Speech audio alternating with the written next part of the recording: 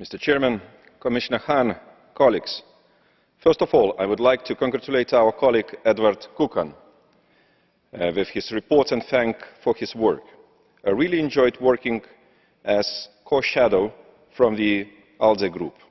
As a result, we have now a serious input from the Parliament into the review process to be finalized by the Commission and the External Service.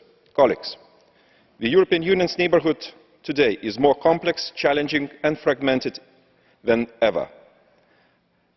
It would not be fair to blame the neighbourhood policy for all this. The European neighbourhood policy was the right and timely response after the EU enlargement and accomplished a lot in the Eastern Europe in particular. Equally so, we need a right and solid response at this stage.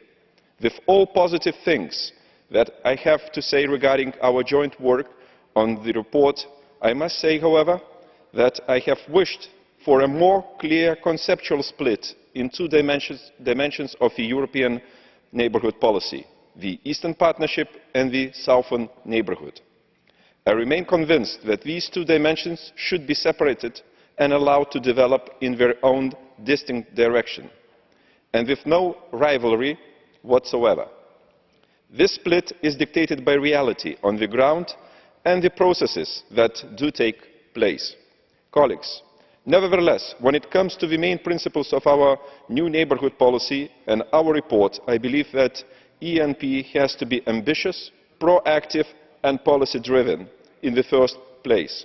Otherwise, it would be seen as the EU's withdrawal and would be used as a playfield of the third countries, the neighbours of our neighbours, just at our doorstep. The doorstep where our security as well as insecurity is placed.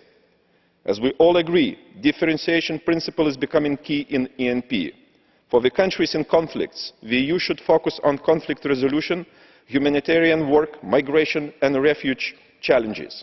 The second group of our neighbours is those who currently have less interest in closer relations or in making long-term reforms. Here I believe the EU should place greater emphasis on better governance and building sustainable, democratic and stable countries.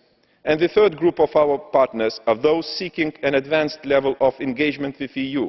This is Georgia, Moldova and Ukraine, our associated members.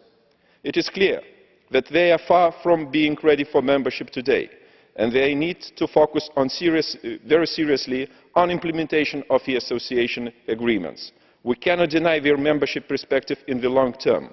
The association agreements are clearly not the final step in relations between the EU and these advanced neighbours, and this is in the EU interest for sure. Thank you so very much for your attention.